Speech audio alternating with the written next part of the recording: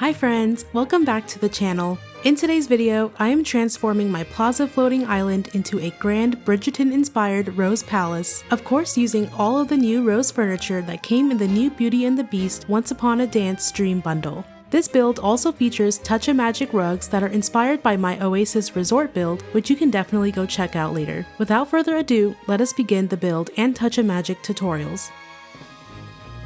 We are starting with the Touch of Magic rugs first. So before I made it, I actually drew an outline to help me form the actual shape, and so I will include it here and you can pause if you need to look at it. It was very helpful in actually getting the shape to look cohesive. We are starting with the top left corner, which will also act as the bottom right corner. So first, get the marble texture and make the shades of blue that I show you, and then we will start the curve shape with some curved lines and squares. It won't be necessarily important how this rug looks in the beginning, but the rest of the rugs depend on the shape of this one.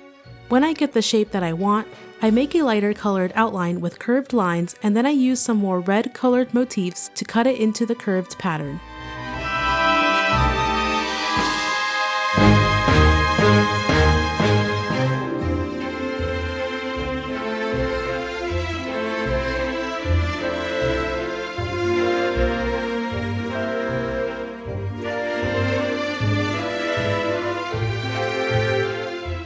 Once you do that, you just have to add golden embroidery for that elegant look.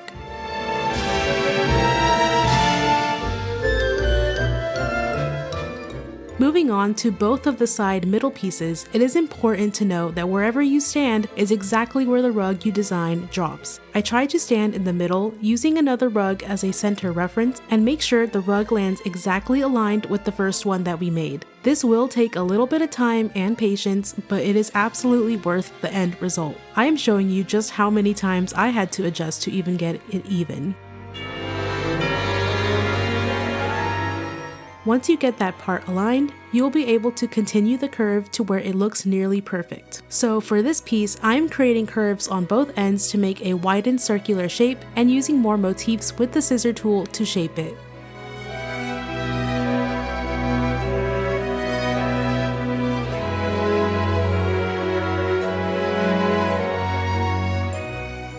Then I add the red on the outer parts and I just continue that embroidered pattern.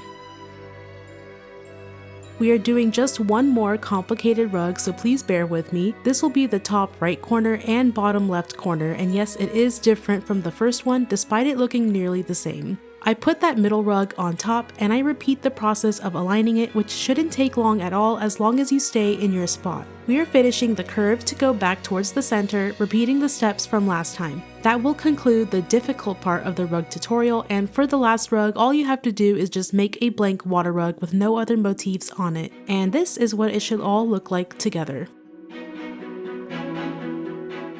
Now let's begin the build. For the placement, I put my haunted mansion down in the center and back of the island and then just follow with some Disney park entrances. I use these big regal fountains from Storybook Vale Scrooge and some topiary squares, and then I also use some red rose Alice in Wonderland trees to tie in with the other rose furniture. You can craft these rose pillars from the bundle, and I line it up with the Houseskins pillars. Now I place the 4 rugs that we made twice on each side, but before that I am creating an alternating path pattern with the brick road path and natural rock path.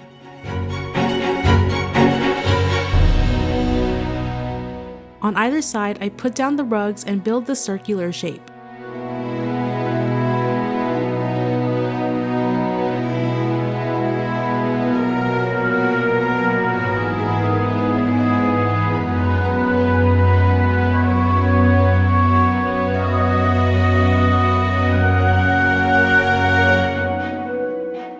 In the very center, we will be putting down those fountains, and I used the Ratatouille fountain for the actual roundabout area towards the front.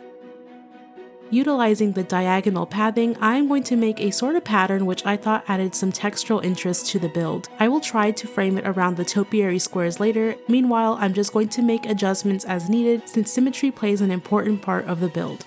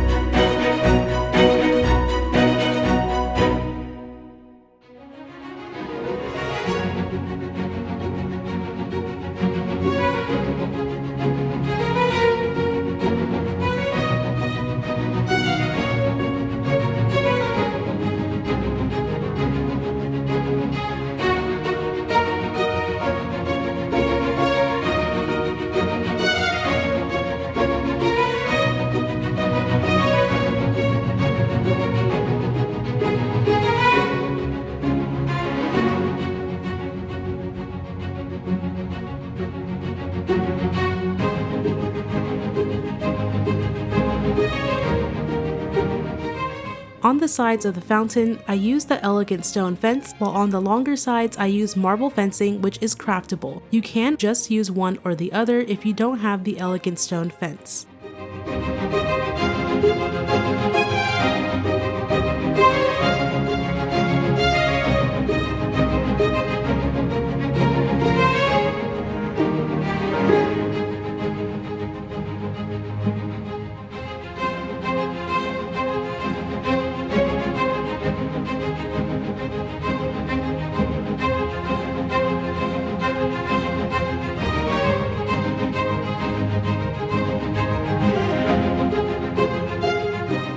I add big green trees to the back of the build using the deep green and yellow green for variation.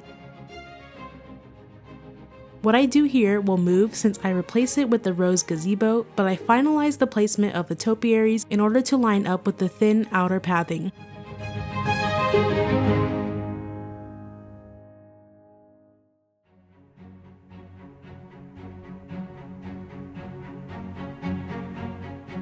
I do some adjustments to the front, adding some more rose trees and cypress trees.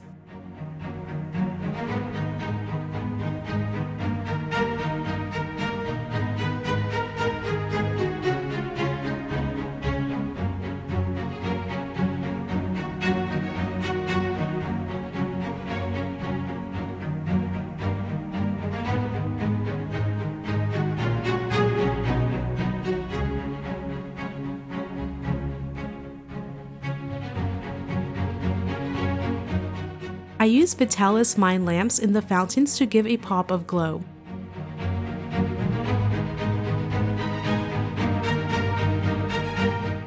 Going back to the pathing, I change it so that the path wraps around the fountain and forms a diamond shape with an octagon in the middle. This takes a little while for me because, well, pathing sometimes still trips me up, but once we figure it out, it should look pretty good.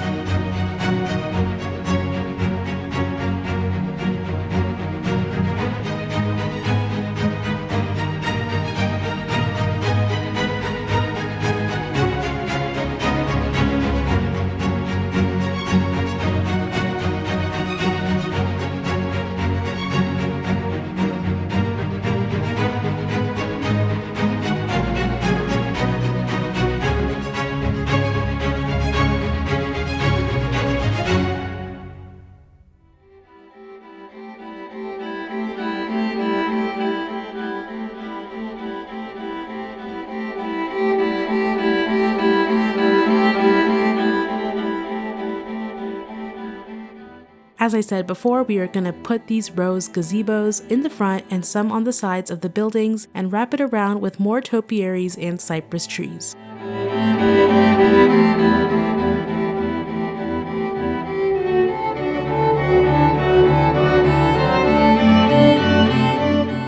Now here's the part where I actually remembered a boat scene in one of the seasons of Bridgerton and thought, let's just put it in there, why not? On either side of the island, we will have a long strip of water using the biggest water pieces possible of the Neverland River Kit, and I do take some time to make sure it is evenly symmetrical. And speaking of that, this does kind of mess up the placement of the topiary squares a bit in order to fit the fences that I will add in the future.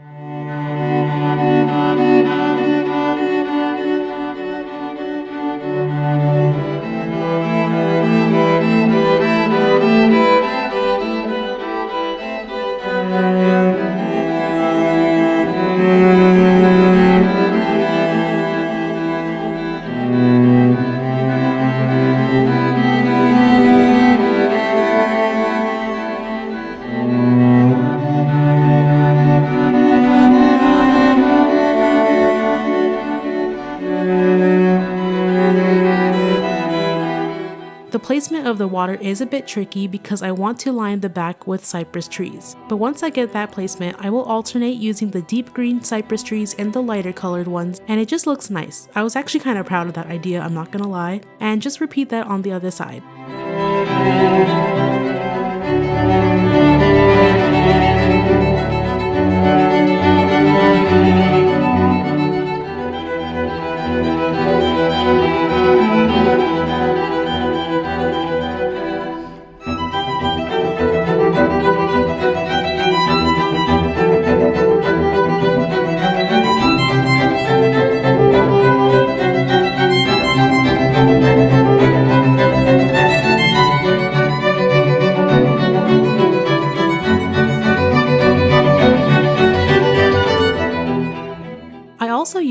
water fountains that were from the night show Star Path, and then I go back to the water pieces to add the marble fencing.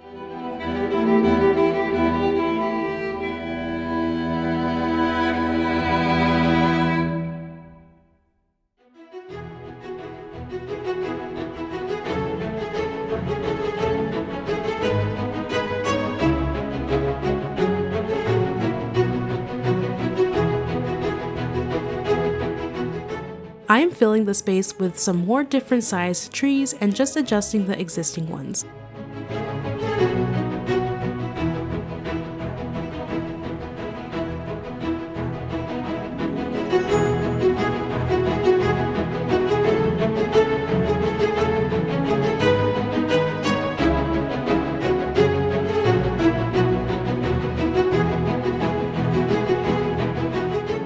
Now I'm just going to take out some of the items that came to mind and what would look good, and I randomly decided on these Oasis Resort tents that fit kinda well since we can't have the Ton sitting out in the sun, obviously. My mind is everywhere at this point, so I really do apologize for jumping in random spots.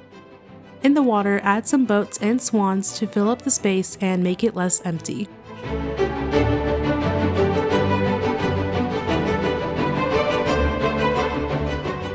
Now I jump back to these little areas because they looked quite empty and this is just some filler decor. I used the marble fountains and statues, and then I also used these roses from Beast's greenhouse. Other than crafting the pillars, the roses literally have no other use, so you may as well use them for decor.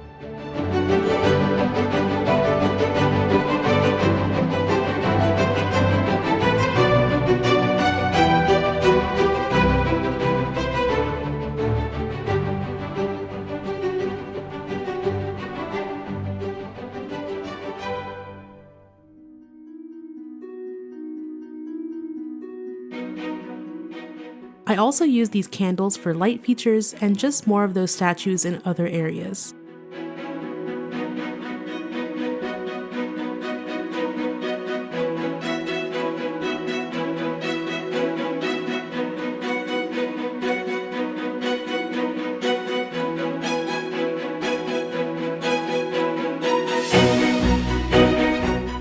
Now back to the front, I am creating a sort of seating area for members of the esteemed Ton, and we see a lot of these garden tea parties in Bridgerton, so that's just the vibe that I'm going for. But of course, my brain is all over the place, so we jump back to the front. I thought these dinner table items looked nice in the middle, and I ran out of ideas, so we're just gonna go with it.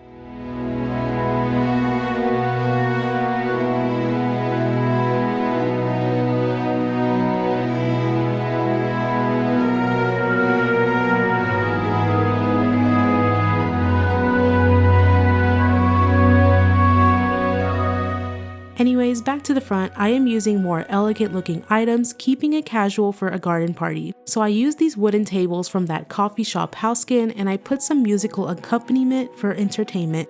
On this side, I put down harps, and on the other side, I will use cellos.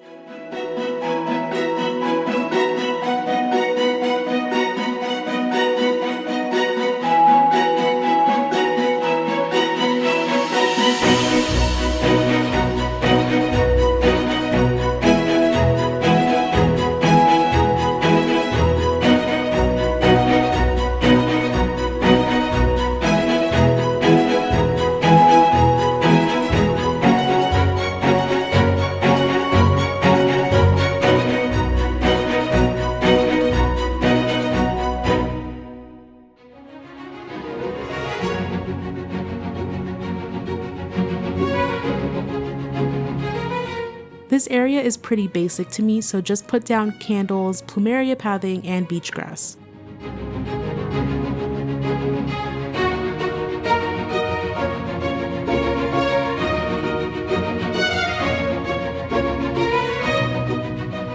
The other side has a more picnic style seating, and I end up putting the rose pianos inside of the two gazebos.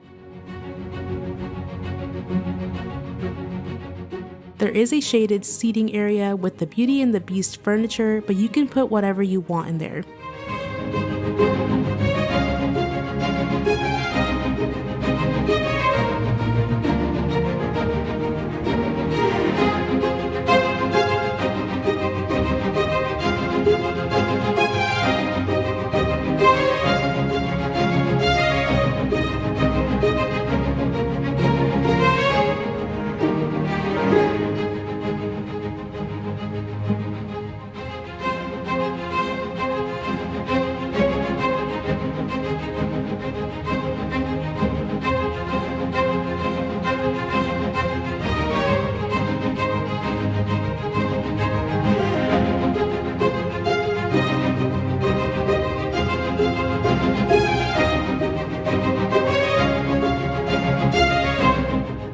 I also added these plumeria paths to the green gaps in the center pathing, which I thought just completed the vibe. I also had leftover roses, so I just put them all over the build.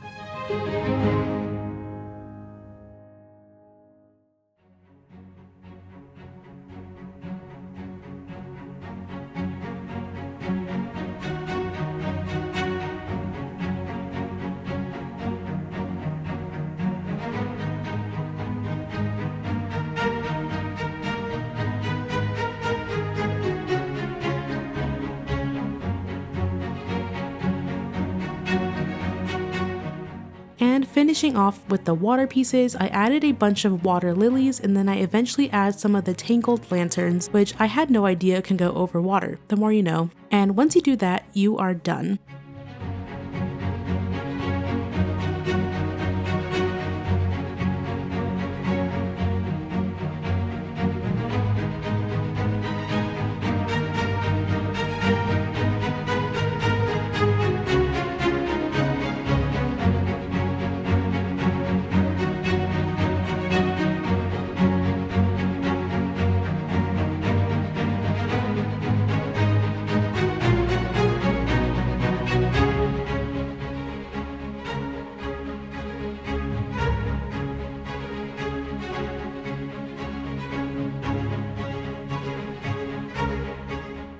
I am so happy with how this turned out. I will let you all enjoy the walkthrough, and I will see you all at the end of the video.